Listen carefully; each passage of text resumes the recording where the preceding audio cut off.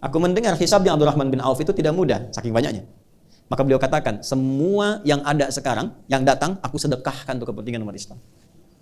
Semua. Kalau ada 600 truk isinya emas, perak, mutiara, berlian, dan sebagainya, diberikan kalimat ringan begitu, semua disedekahkan.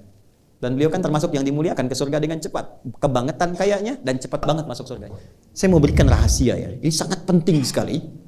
Dan tolong jaga, ini hanya di antara kita. Sepakat ya? Jangan keluar ya, ini hanya antara kita saja. Ya, saya serius ya. Bu, Pak, zakat itu kalau benar kita bisa kerjakan, maka pada saat yang bersamaan Allah akan limpahkan 2 karunia sekaligus.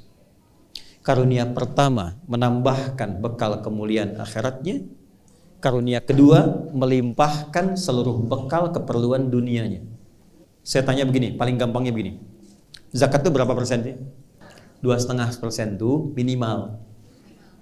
Standar, itu kan bahasa yang paling kita senangi kan? Itu bahasa orang fikih sekarang. 2,5%. Lihat ya. Sekarang saya berdoa misal, ya Allah, saya ingin menjadi penghuni surga Firdaus. Mulaikan dengan doa. Saya sudah berusaha menunaikan sholat dengan khusyuk. Saya berusaha menyingkap segala hal yang tidak penting dalam kehidupan. Sekarang ya Allah, saya ingin berusaha sebelum meninggal saya bisa zakat. Saya nggak minta banyak, ya Allah, saya pengen bagi di Indonesia ini minimal yang bisa merasakan dari zakat saya. Saya minta 25 juta aja ya Allah supaya bisa zakat. 25 juta itu kita minta zakat, tapi ketika Allah kasihnya 1 miliar Pak, Bu. Kan zakat itu minimal berapa? 25%, itu 25 juta itu dari berapa? 1 miliar. Kenapa? Iya kan? Anda baru zakat 25 juta kalau Anda punya 1 miliar. Jadi yang dituntut dari zakat itu cuma 2,5%-nya. Tapi ketika Anda keluarkan itu, Allah limpahkan lebih daripada itu. 97,5%-nya diberikan untuk mendampingi kehidupan kita di muka bumi ini. Makanya dulu para sahabat, maaf ya Pak Ibu, calon penghuni surga Firdaus itu mereka berlomba-lomba mendapatkan harta untuk memenuhi ini. Zakat, infak, sedekah dan sebagainya. Ibu kenal Abdurrahman bin Auf?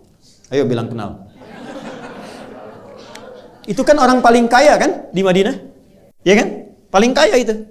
Dan ada kisahnya. Dan itu melewati 3 fase ini. 3 fase ini. Abdurrahman bin Auf itu pernah kaya di Mekah, ketika masuk Islam dirampas hartanya. Sengaja tidak dieksekusi oleh orang kafir Quraisy untuk menunjukkan kepada khalayak yang bangsawan yang kaya lagi, jangan ikuti nih. Kalau diikuti jadi begini.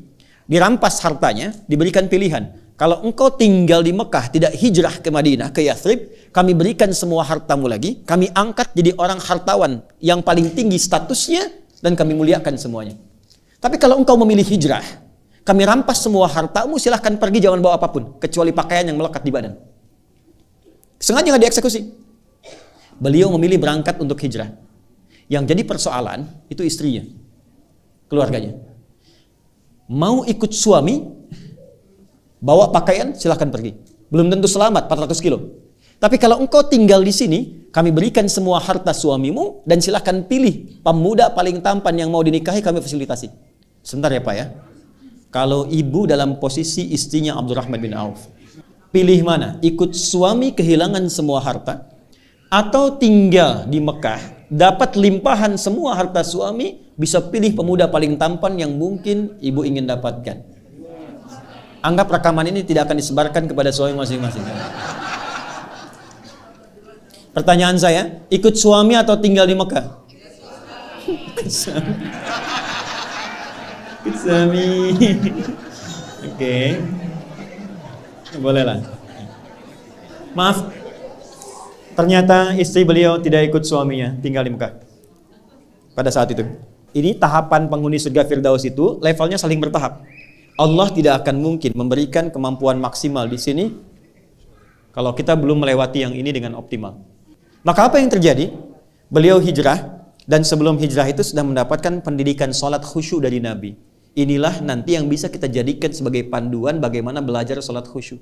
Dilatih oleh Nabi 3 hal. 1, gerakannya dari takbir sampai salam.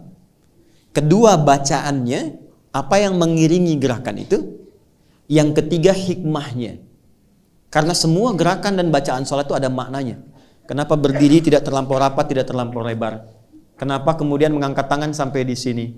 Ya, itu ada maknanya. Kenapa disimpan di sini? Kenapa rukunya lurus jajar? Itu semua ada artinya. Secara singkat diajarkan oleh Nabi, hijrahlah beliau kemudian ke Yathrib yang kelak jadi Al-Madinah Al-Munawwarah. Maka sampai sana kemuliaan masyarakat Madinah yang sampai sekarang diabadikan di Quran surah 59 ayat 9 sampai 10. Wa yu'thiruna ala anfusihim walau kana bihim khasasah. Karena itu disebut ansar.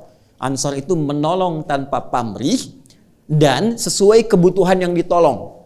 Jadi kalau ada orang kehausan, yang datang menyambut yang bawa minuman. Orang lapar, yang datang menyambut yang bawa makanan. Abdurrahman bin Auf pernah kaya, jatuh fakir. Yang menyambutnya orang paling kaya di Madinah. Pilihannya dua. Perhatikan baik-baik. Akhil karim, bahasa kita, saudaraku yang mulia. Sami'tu annaka kunta ghaniya. Saya dengar Anda pernah kaya sebelum kesini. Kalau ingin kaya lagi, ambil setengah harta saya. Dan saya dengar Anda ditinggalkan istri Anda di Mekah. Pilih perempuan paling cantik di Madinah. Sekalipun bagian dari keluarga saya akan fasilitasi pernikahannya. Gantian ya Bu ya. Gantian. Kalau Bapak di situasi itu, suruh milih.